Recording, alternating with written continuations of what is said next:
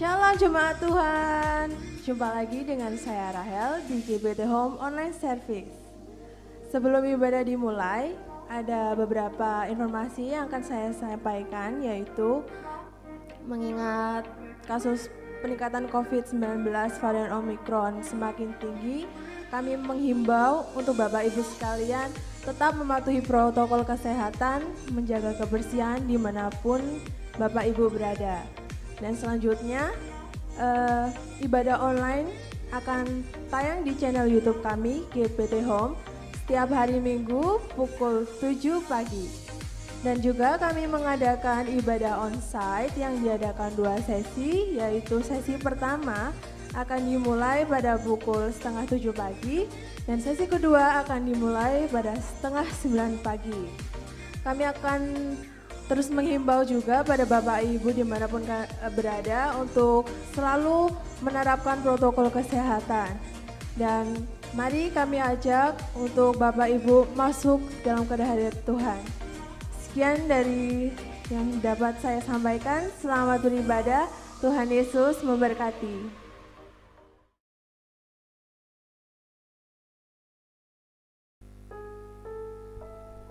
Shalom jemaat Tuhan, dimanapun jemaat Tuhan berada saat pada hari ini. Saya mengajak untuk kita semuanya dapat mengucap syukur kepada Tuhan karena kebaikan Tuhan yang tidak pernah habis dalam kehidupan kita. Mari kita mempersiapkan hati kita untuk kita dapat menyembah Tuhan, untuk kita dapat menyenangkan hatinya. Terima kasih Tuhan Yesus. Terima kasih Bapa di surga.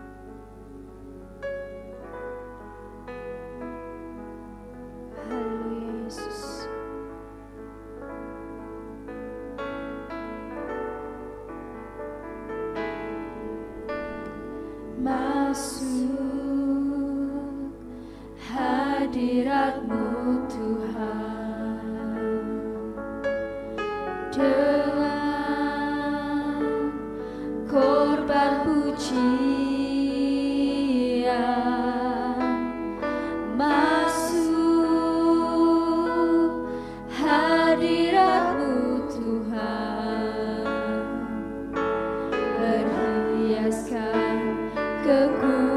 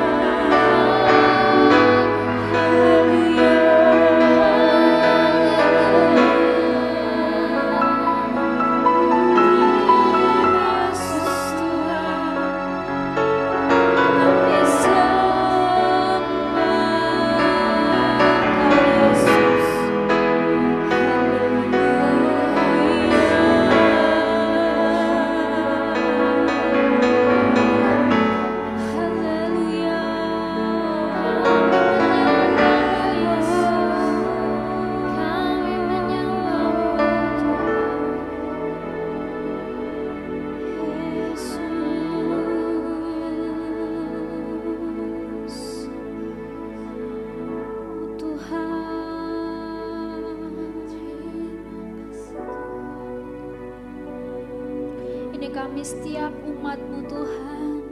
Ini kami setiap jemaat-Mu Tuhan Yesus. Kami mau menaruh setiap hidup kami dalam-Mu Tuhan. Setiap pengharapan kami, kekuatan kami. Kami mau menaruhnya dalam tangan-Mu Tuhan Yesus. Karena kami tahu hanya Engkau satu-satunya sumber pengharapan kami, sumber kekuatan kami, sumber dari segalanya yang ada pada kami Tuhan. Kami mau menyanyi bagi-Mu Tuhan Yesus. Terima kasih Tuhan Yesus.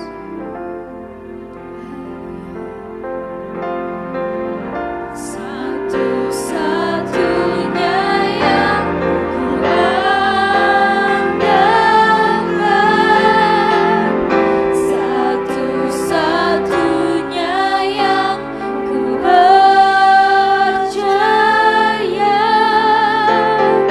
Engkau sumber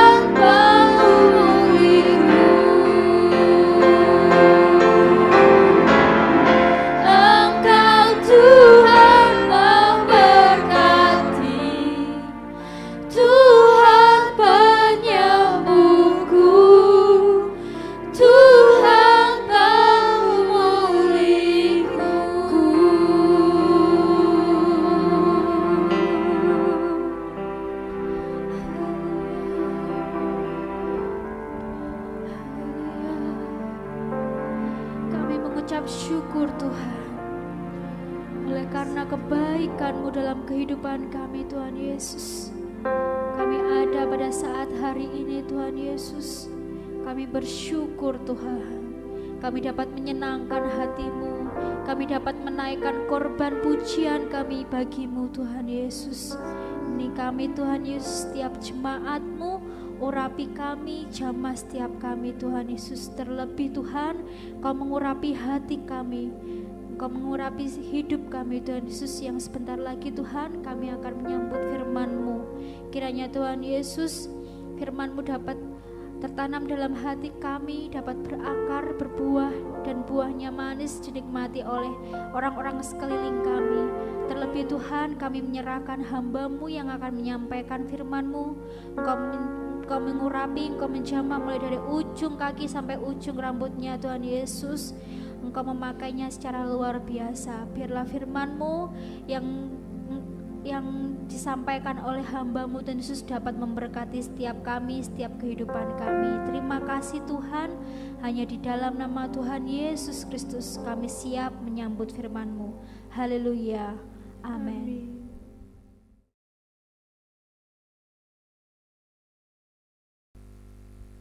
Salam jemaat Tuhan, sangat bersyukur kepada Tuhan kita dapat berjumpa kembali dalam ibadah online GPT Home.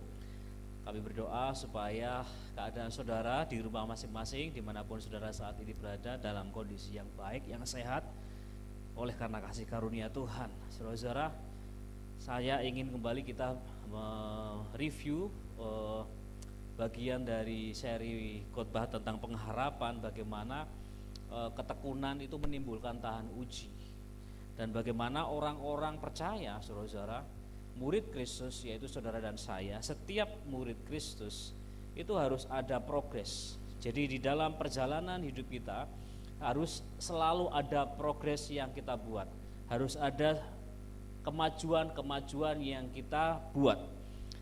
Hal-hal itulah yang menolong kita untuk bertumbuh. Saudara-saudara, di dalam masa penantian akan pengharapan, akan janji Tuhan, banyak sekali orang percaya menjadi lemah, mereka menjadi tawar hati, kemudian mereka menjadi kehabisan energi. Ada pula yang hatinya menjadi pahit seperti Naomi. Tapi juga ada orang yang meskipun dalam kondisi yang demikian sulit, saudara-saudara, di lingkungan yang sangat sulit, di dalam keadaan yang sangat sulit, justru saudara-saudara ia tetap kuat di dalam pengharapan. Yusuf sebagai salah satu contohnya. Saudara-saudara, kita akan belajar untuk saat ini, saudara-saudara, bagaimana kita menjadi dewasa pada saat kita menanti. Justru pada saat kita menanti janji Tuhan, kita menjadi dewasa.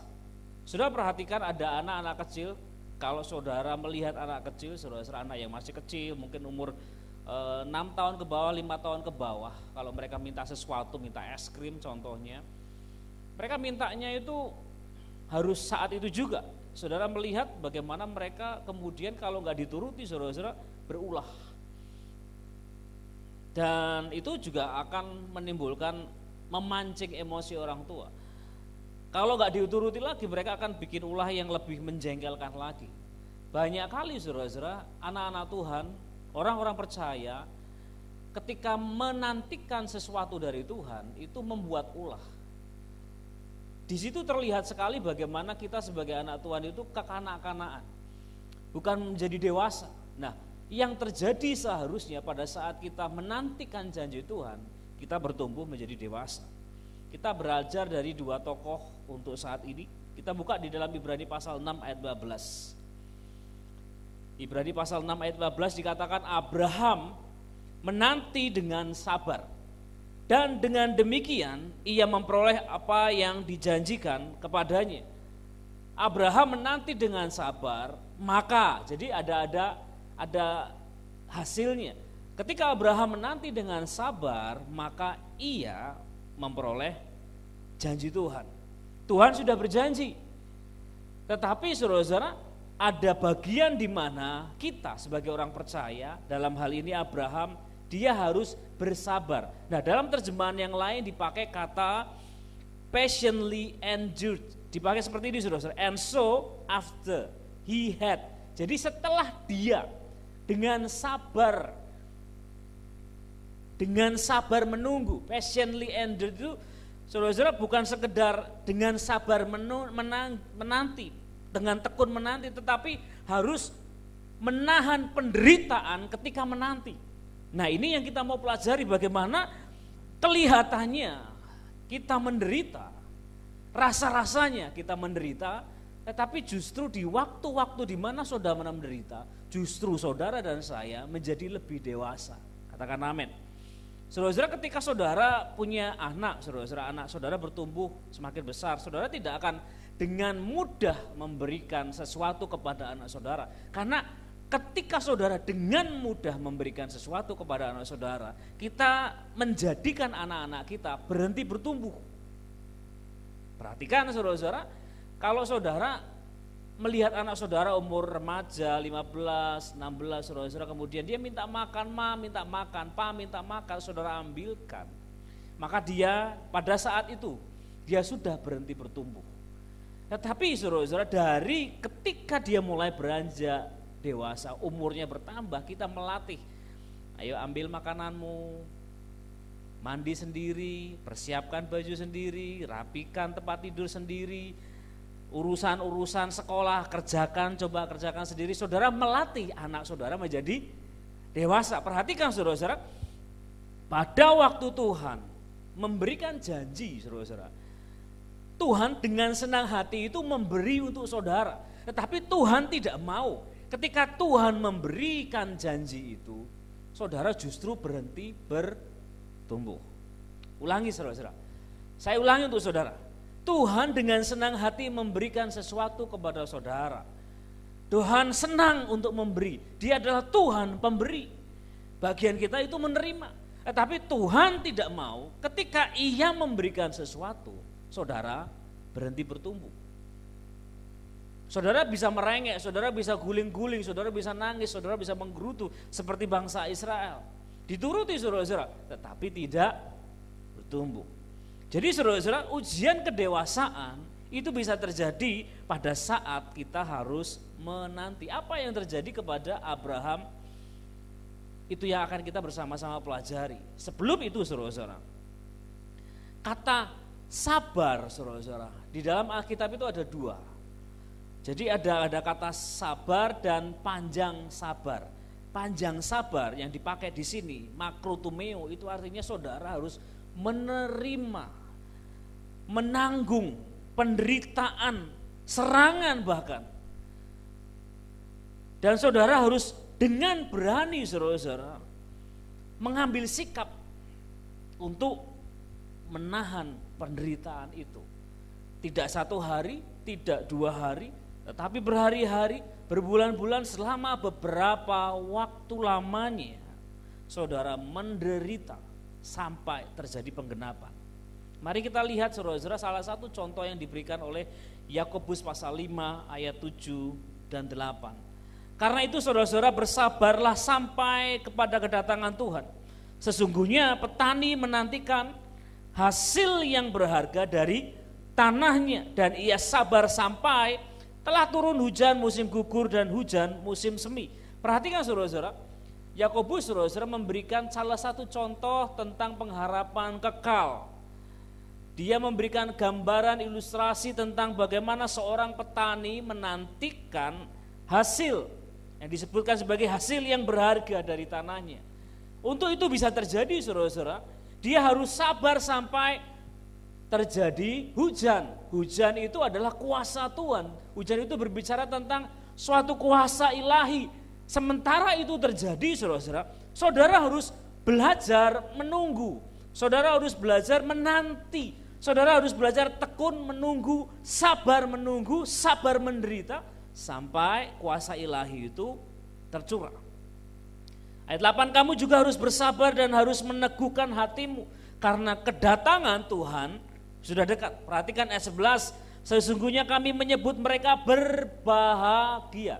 Saudara, kata sabar yang dipakai di ayat 7 dan 8 itu sama dengan kata sabar yang dipakai dalam Ibrani. Artinya sama, harus mengalami penderitaan, menahan penderitaan, long suffering, slow to anger. Jadi harus benar-benar menahan diri saudara-saudara. Selayaknya seorang petani menantikan hujan. Sesungguhnya kami menyebut mereka berbahagia orang yang kelihatannya menderita. Disebutkan oleh Alkitab sebagai orang yang sesungguhnya bahagia, yaitu mereka yang telah bertekun. Perhatikan, yaitu mereka yang telah bertekun. Jadi menahan penderitaan gak cuma sehari, 2 hari, sebulan, 2 bulan, enggak saudara-saudara. Mungkin untuk beberapa orang ukurannya berbeda. Ada saudara-saudara yang harus belajar saudara-saudara untuk menahan penderitaan sekian bulan. Ada yang belajar menanggung penderitaan sekian tahun.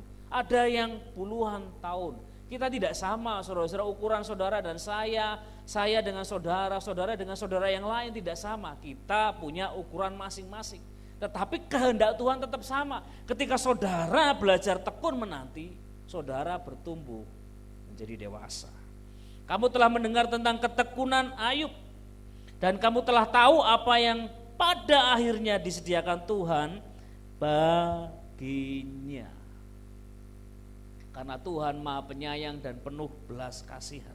Saudara-saudara, kalau lihat dari satu versi, satu sisi sudut pandang ketika Ayub mengalami penderitaan, tidak ada adil-adilnya Tuhan itu saudara-saudara. Tetapi jika saudara sudah melihat akhir dari cerita ini, saudara akan melihat bagaimana cerita Ayub itu demikian dramatisnya saudara-saudara. Sampai-sampai kadang-kadang kita rasa ini beneran terjadi atau enggak sama orang. Tapi ternyata saudara-saudara, Alkitab memberi contoh orang yang paling menderita bernama Ayub. Dia harus menderita demikian rupa saudara-saudara. Dia bukan saja menderita, dia harus tahan menderita. Dan dia kemudian harus tekun menantinya sampai pada akhirnya dia menjadi dewasa. Dia berkata kepada Tuhan, pada akhirnya dia berkata kepada Tuhan, dari kata orang saja, dari kata orang saja. Tetapi kini aku melihat, jadi ada perubahan besar yang terjadi di dalam hidupnya Ayub. Kesalehan di ayat-ayat di pasal-pasal pertama yang terjadi dalam hidupnya Ayub, itu terjadi karena dia mendengar bahwa ada namanya Allah, Yahweh saudara-saudara, yang memberi upah kepada orang yang saleh. Sehingga ia menjaga kesalehannya sedemikian rupa. Tetapi ketika pagar perlindungan itu diangkat oleh Tuhan dan hidupnya demikian dicobai oleh iblis untuk menjatuhkan dia, saudara-saudara, yang terjadi kepada Ayub adalah masalah, dan masalah. Dia harus menderita sedemikian rupa, saudara-saudara. Tetapi justru yang terjadi di dalam hidupnya Ayub, sebaliknya, dia tidak hancur, saudara-saudara. Tetapi dia justru timbul seperti emas, seperti yang dikatakan oleh Ayub. Dia menjadi dewasa. Saudara-saudara, inilah saudara-saudara yang Tuhan kendaki dalam hidup saudara dan saya. Tuhan tidak mengendaki, Tuhan tidak merancangkan dalam hidup saudara rancangan kecelakaan. Tuhan tidak pernah merancangkan rancangan yang jahat dalam hidup saudara. Yang Tuhan kehendaki adalah saudara tumbuh dewasa. Saya ulangi lagi saudara-saudara, Tuhan dengan senang hati memberikan janjinya kepada saudara. Tetapi Tuhan tidak mau ketika ia memberikan janjinya kepada saudara, saudara justru berhenti bertumbuh. Hal yang harus terjadi adalah saudara tumbuh dewasa. Saudara, saya merangkum penderitaan Ayub menjadi 4P saudara-saudara, supaya kita lebih ringkas membahasnya. Kita tidak perlu membahas kisah Ayub secara menyeluruhan, tetapi ada 4P yang terjadi di dalam hidupnya Ayub. 1, problems, masalah. Dia menghadapi masalah, bukan sekedar masalah, tetapi sebuah penderitaan yang bukan 1, tetapi 2, tetapi 3, tetapi 4, dan banyak sekali penderitaan. Kemudian dia mengalami pain, sakit saudara-saudara. Bukan sekedar dia mengalami borok sampai ke tulang-tulang saudara-saudara, tetapi dia mengalami sakit sampai ke jiwa dan rohnya. Dia merasa saudara-saudara bahwa dia dihukum, padahal dia tidak bersalah. Bagaimana jiwanya saudara-saudara memberontak saudara-saudara. Kemudian ketika dia mengalami masalah, anak-anaknya mati, harta bendanya habis, dia ditinggalkan oleh istrinya, dia mengalami sakit borok yang membuat dia harus menanggung malu saudara-saudara. Datanglah sahabat-sahabat saudara-saudara yang tidak mendukung dia, tapi justru memojokkan dia. Itulah yang sering terjadi dalam hidup orang percaya. Bagaimana kita mendapati orang-orang yang datang kepada kita bukannya memberi support, saudara-saudara, mereka justru memojokkan kita, menyalahkan kita. Mereka berkata, seolah-olah berkata, pasti ada yang salah dalam hidupmu, pasti ada yang salah dalam hidupmu. Nggak mungkin kalau kamu nggak salah sama Tuhan sampai kamu mengalami masalah kayak gini. Bertubi-tubi nggak cuma satu, tetapi masalah-masalah berat terjadi dalam hidupmu. Kita mengalami yang namanya pressure, P yang keempat, tekanan yang luar biasa, saudara-saudara. Sakit iya, masalah iya, tekanan iya, saudara-saudara. Sahabat-sahabat yang kita harapkan mendukung justru memojokkan. Kita mengalami problems, pain, people, pressure. Tapi saudara lihat apa yang Ayub katakan ketika dia kehilangan segala sesuatunya. Ayub 1 ayat 21 katanya, dengan telanjang aku keluar dari kandungan ibuku, dengan telanjang juga aku akan kembali ke dalamnya. Tuhan yang memberi, Tuhan yang mengambil, terpujilah nama Tuhan. Dalam kesemuanya itu Ayub tidak berbuat dosa dan tidak menuduh Allah berbuat yang kurang patut. Kita lihat responnya Abraham. Kejadian pasal 22,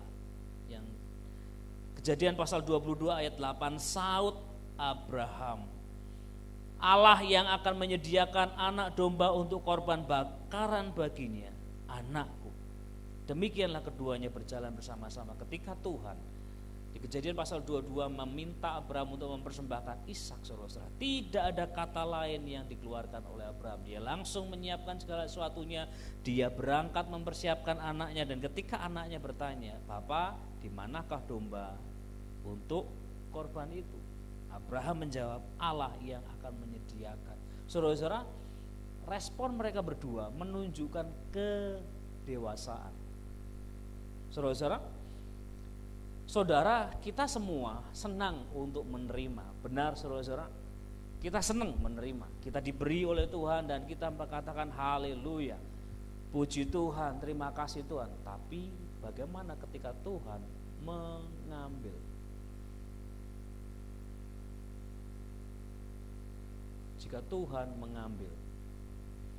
Jika Tuhan mengambil pusat kebahagiaan, bagaimana jika Tuhan mengambil yang membuat engkau bahagia? Apa yang akan engkau katakan kepada Tuhan?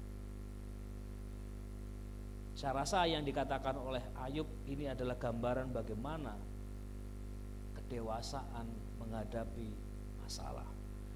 Saudara-saudara, tidak pernah mudah saudara-saudara untuk kita berkata Tuhan yang memberi, Tuhan yang mengambil. Itu tidak mudah.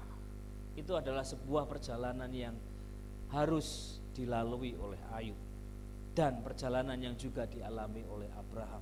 Tetapi saya ingatkan kembali saudara-saudara, apabila saudara dan saya harus melewati perjalanan yang sama, maka Tuhan sudah mempersiapkan prosesnya supaya kita sampai ke titik itu. Ingat saudara-saudara, ketika saudara berjalan bersama dengan Tuhan, melanjutkan perjalanan saudara, maka saudara dan saya bertumbuh dewasa. Dan yang terjadi adalah ketika Tuhan memberi tanggung jawab saudara-saudara, dan ketika Tuhan mengambil saudara-saudara, yang keluar dari hidup saudara dan saya itu adalah gambaran dari pertumbuhan, dari proses yang sebenarnya terjadi dalam hidup saudara. Jika jabatan saudara diambil, apa kata saudara? Aku dizalimi, aku difitnah, aku di. Saudara, kita mulai menyalahkan keadaan, kita menyalahkan orang-orang. Kemudian apabila pekerjaan saudara diambil, apa yang akan kita katakan kepada Tuhan? Ayub kehilangan banyak hal. Ia kehilangan anak-anaknya, dia ditinggalkan oleh istrinya, dia kehilangan harga dirinya sebagai laki-laki, saudara-saudara, karena dia harus mengerok menggunakan tembikar keramik, saudara-saudara, untuk mengatasi gatal yang masuk sampai ke dalam tulangnya. Berarti dia harus dalam keadaan hampir-hampir telanjang. Saudara-saudara, tidak pernah mudah. Tetapi saudara-saudara, kita balik ke pernyataan ini. Ketika Tuhan memberi saudara-saudara, maka Ia mau saudara sudah siap untuk menerima. Dan ketika Tuhan mengambil, maka artinya saudara sudah cukup dewasa untuk memahaminya.